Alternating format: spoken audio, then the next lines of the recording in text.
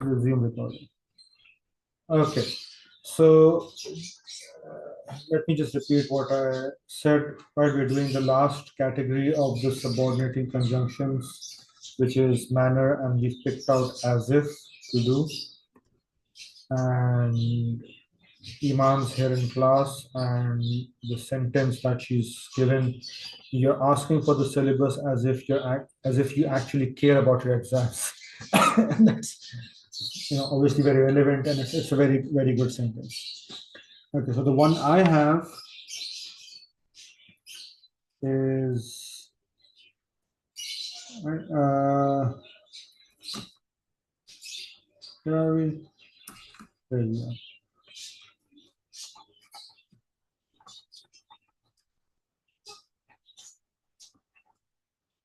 The new employee. Okay, that's too many E's. Employee. Go to the manager.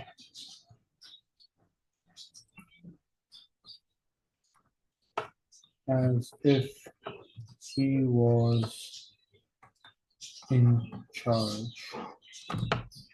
So that's the sentence I have. Now, as if are two separate words, right? I've written them rather close, I think, and redo that. Right, and the word in charge are actually written separately as well, right? So it's not one word that I've observed. We over here we write it as one word, but it's not. Excuse me. Okay, so that brings us to the end of our limited practice of subordinate conjunctions. We're not doing all of them, obviously, but you get an idea of how to go about it. The next topic that I want to cover out of the skills that I listed, I'm going back. Right, so we've done sentence structure, so there we go. That I can mark that off. We can do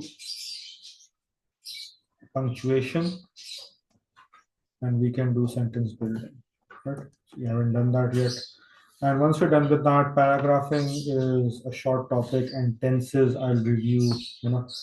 And so we can get to what I was mentioning earlier before the recording started, right? About the features of formal and informal language, the individual writing task, narrative and descriptive, and then coming to the writing, where we actually taking a look at the papers. Okay. So let's talk a bit about punctuation, and then I'll talk about sentence building. Right? Although I guess I can do that now as well. Okay, so your question, is it better to use easy words or difficult words while writing? What do you mean by easy or difficult? Can you elaborate on that?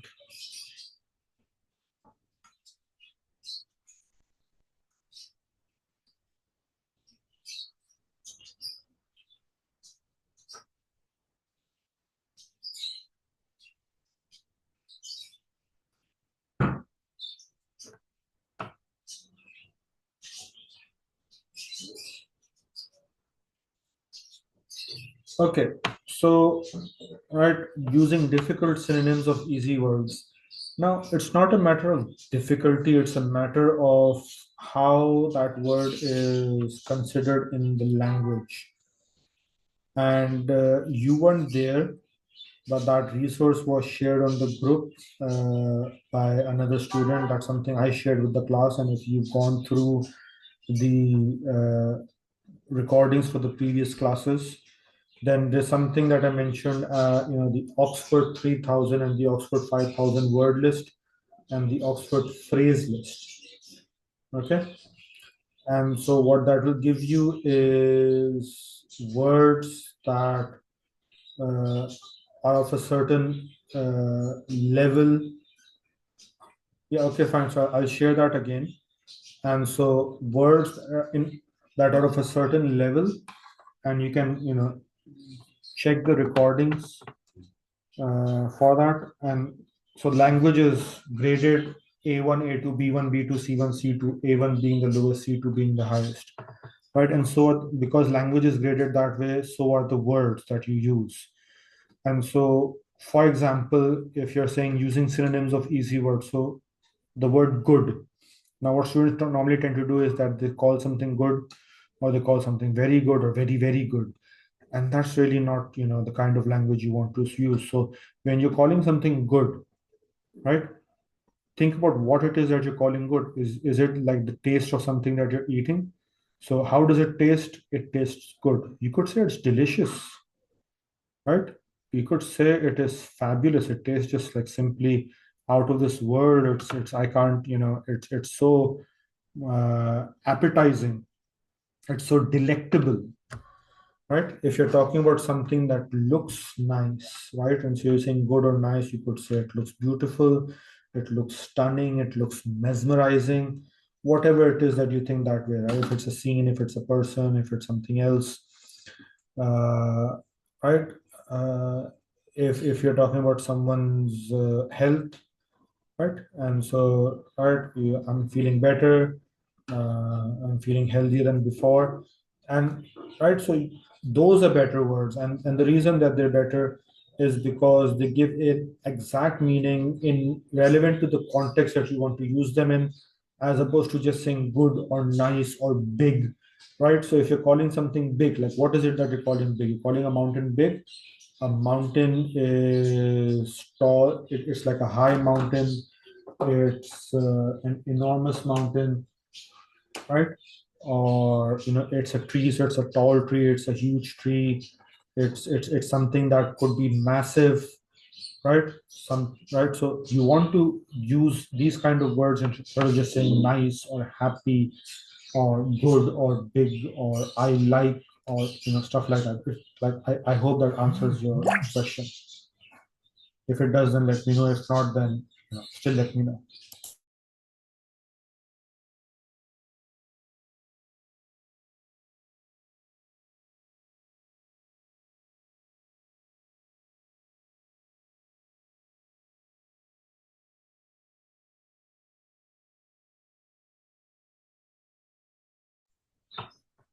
Okay, so what we're going to move to now is talking about punctuation. Right now, what is punctuation? So punctuation is, right, are marks or symbols used in writing, right, to create effect, right? And this is creating effect apart from the words that you use. So the words that you use, obviously, like we just talked about, have their own effect, right? And to create effect and organization of your writing.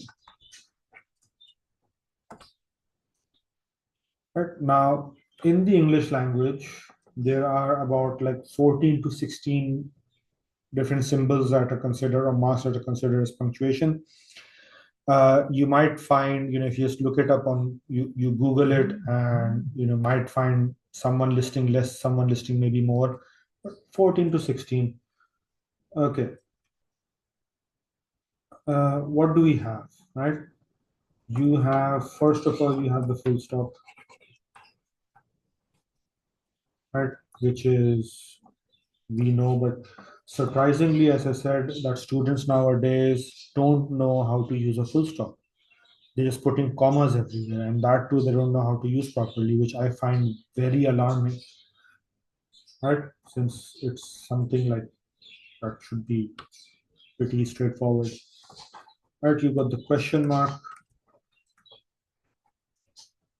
you have the exclamation mark,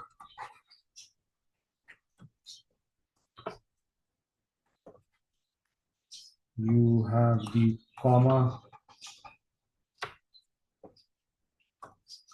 So question mark, exclamation mark, comma, All right, so these we are very well familiar with. Then you have the colon and the semicolon, right? Not widely used. Then you have the M dash. So there are three different types of dashes that can be used. You have the N dash. You have the hyphen. Then you have the apostrophe.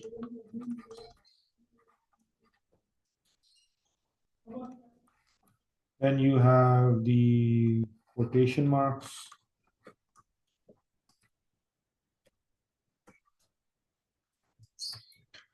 And the, all right, so I'll put an asterisk next to this one. You have the single quotation marks. Right now, what's the difference between these two? There's like a technical difference.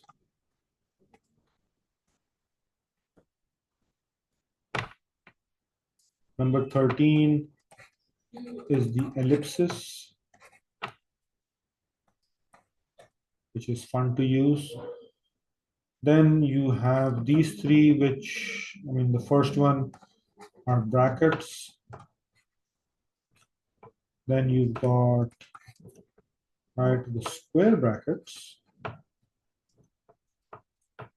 which not so much used in regular language and regular writing. And then you've got the curly brackets, I believe they're called. Okay, and what do each of these look like? So the colon, semicolon, the M dash is a bit long. We do that one again. So, right, the N dash is shorter, the hyphen even shorter, the apostrophe, the quotation marks, and so we're talking about the double quotation marks, right? Single quotation marks, ellipsis, brackets, square brackets, and the curly brackets. Okay, so these are all the uh, punctuations in the English language. Are some used more than others, but in your writing, so in your dieted writing, and especially the narrative that you'll be doing, right? If you use these, I mean, obviously you don't have to use all of them in a single piece, but if you learn to use these, then that will really help.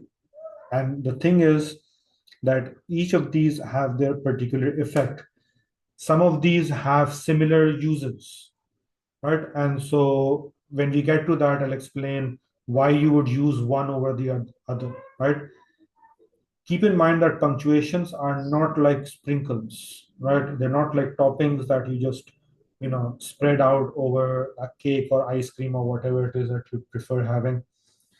And you can just put anything anywhere. No, the punctuation, where you put the punctuation has an effect on how your text is read, because these punctuation marks are only helpful in writing, right? When speaking, it is the way I say something that tells the person whether I'm asking a question or whether, I'm quoting someone or whether I left something incomplete, obviously, right? And so these are obviously used in writing, and they tell the person who is reading how to read your text and what, again, effect you want to give, right? So these are actually very powerful tools that if you use knowingly, you can improve your writing a lot.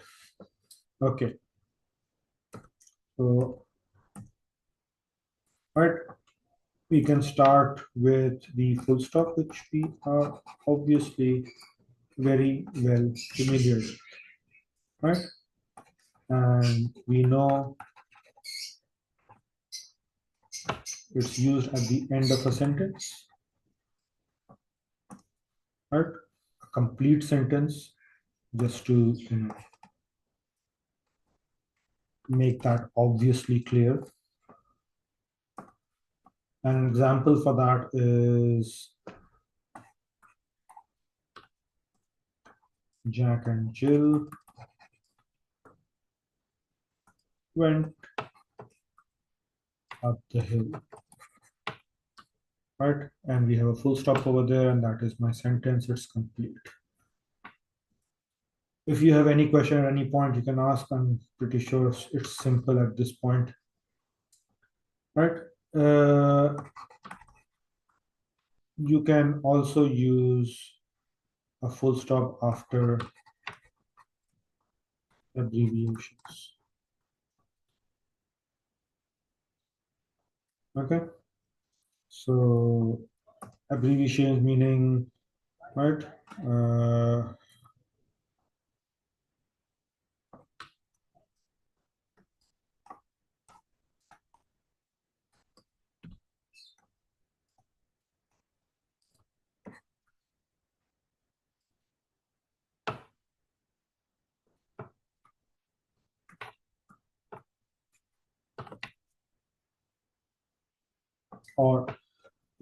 is on leave this week or is unavailable or whatever it is you want Dr. Bilal to do.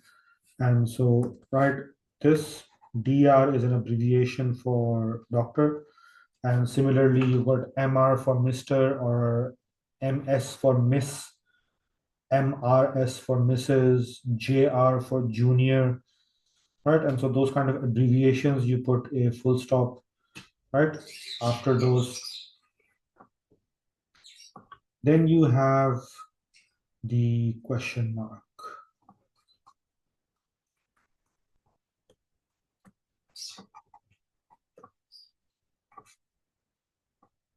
And right, this is also obvious, right? So when you have an interrogative, when you're asking a question, obviously.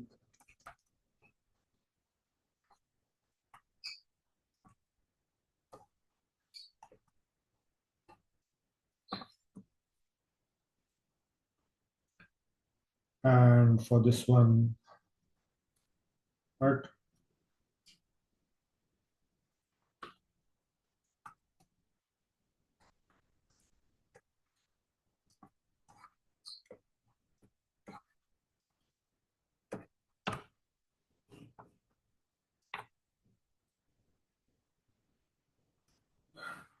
So what would you like for dinner? And then another is, right, it's along the same themes of interrogative, but something you can use the question mark for is to express confusion. Right now, these are from the notes I have. Keep in mind that if you look up on the internet, right, you'll find some other website, some other resource that would give you some other uses of these punctuation marks. And that's very much possible because, again, right, what I'm offering is not an exhaustive list. Okay. So writing a sentence that expresses confusion will be in the form of a question, right? But over there, I mean, it's not just asking a question, it's also expressing, as is written, right, expressing confusion about whatever it is the question is about, right? So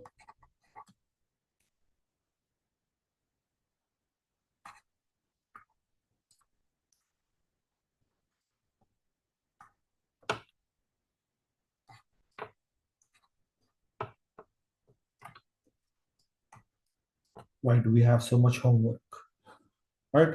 It is a question, yes, right? But the subtle difference in what you're trying to say, the way you say it, right? Or for example, I can ask for this particular class that why didn't anyone join the meeting, right? Perhaps I'm confused, and it's not just a plain simple sentence, a plain simple interrogative sentence. It's genuinely I'm expressing my confusion in the form of a sentence. Okay. Then we have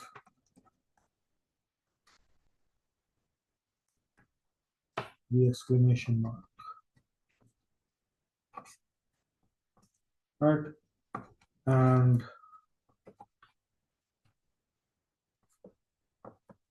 the most common use is for a sudden outcry, right? So an expression of emotion, an energetic or loud expression of emotion.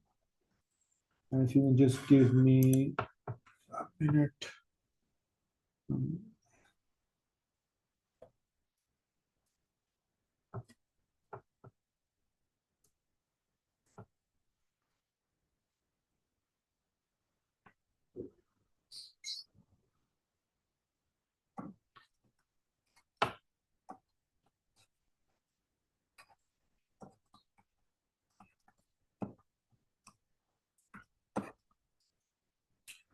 Right? And so stop making that noise.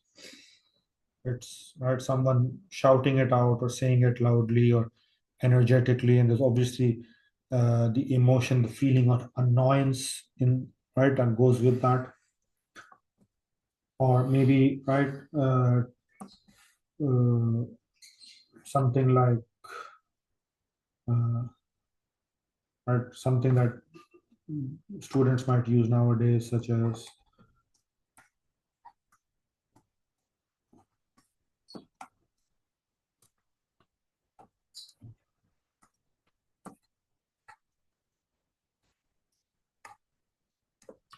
right, and so that oh my God is also an expression, sudden outcry, right, and so in this case, these are certain phrases that right represent the emotion instead of just right that I'm surprised, like oh my God, or oh ho, or oh, or those kind of phrases or pieces of you know to write, including writing. Okay. The other thing that an exclamation mark can be used for, and if at any point if you have any question, uh, right, obviously feel free to ask.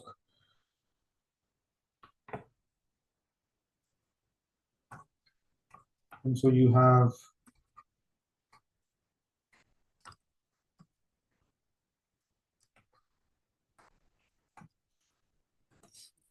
right to make something obviously clear, to put stress on it, to show importance about it.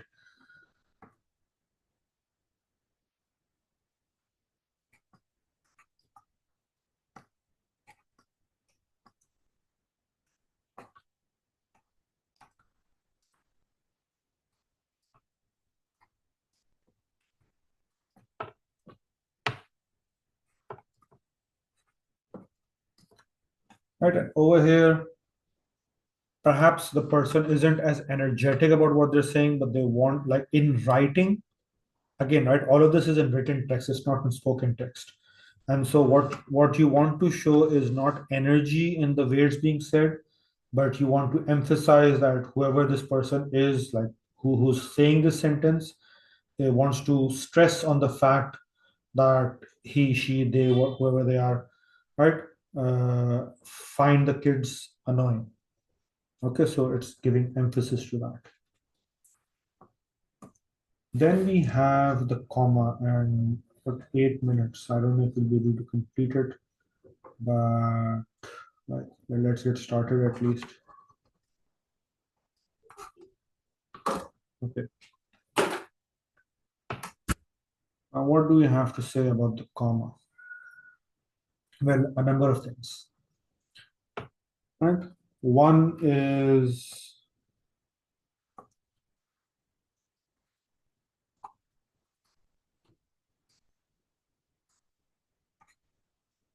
what we've already talked about when we were doing compound sentences.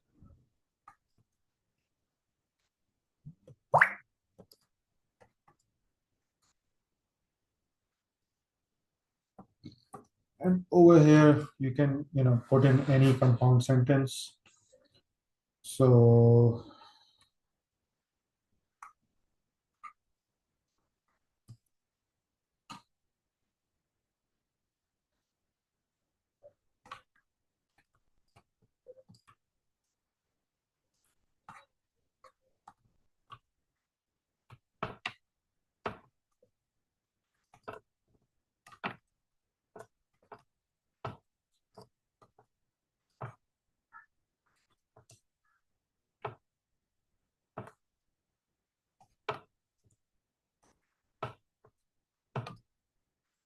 right? And so you've got that comma over there, uh, separating the two independent clauses of this compound sentence.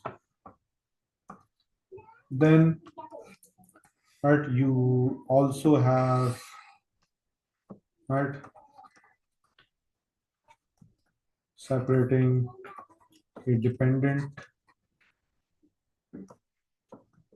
and independent clause. And we did this, right, when doing the complex sentences, and this is when dependent clause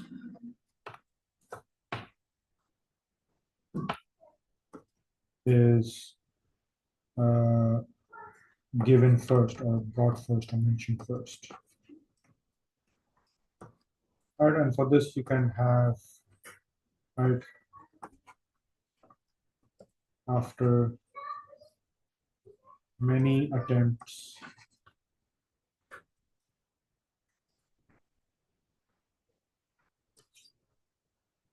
uh,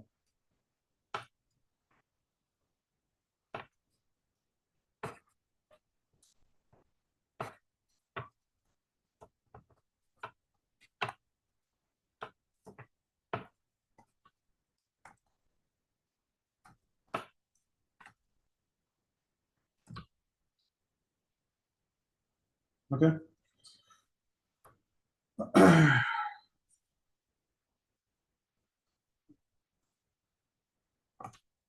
And so you have the comma over here because the dependent clause is mentioned first. Then you have, right, separating items in a list.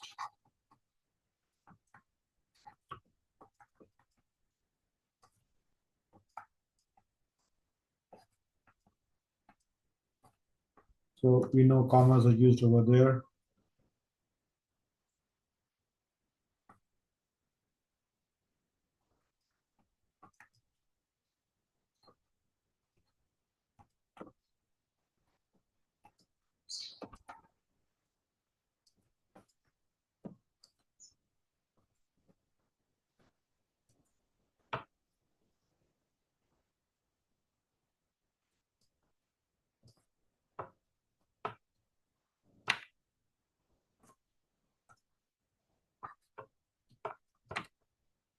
Right, and so you have these commas between the different items, and so those are right for separating items on a list.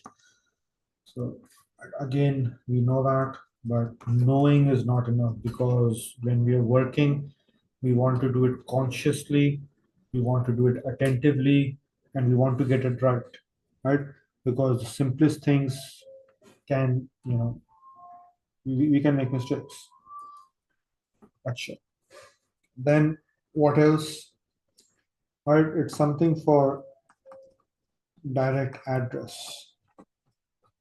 So when you are addressing someone, like this is not the address that you write in a letter, when you are addressing someone in your sentence, right? For example,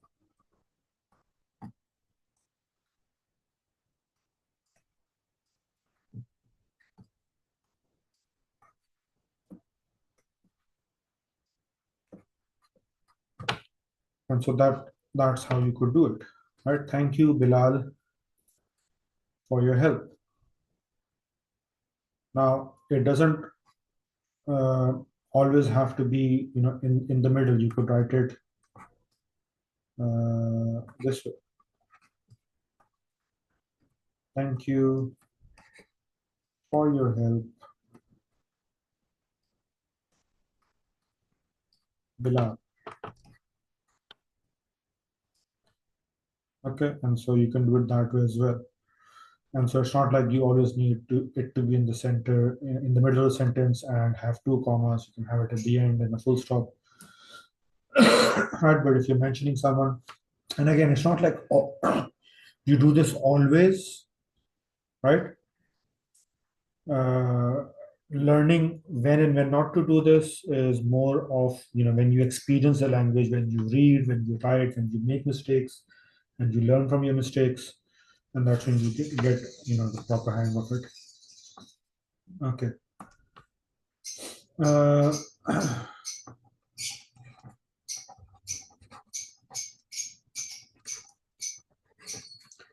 then you have separating additional information. I don't think I'll be able to complete this, and so I'm going to stop because we just have, less than a minute for the class to end. And all right, so I'll pick up on from here, and then we'll continue with the punctuation in next class. In the meantime, right, I am available on the WhatsApp group, so if there's anything that you need help with, even your papers, right, so I'm willing to help, right? And so you can message me on the group, and I'll try to help you out best I can. Allah Hafiz.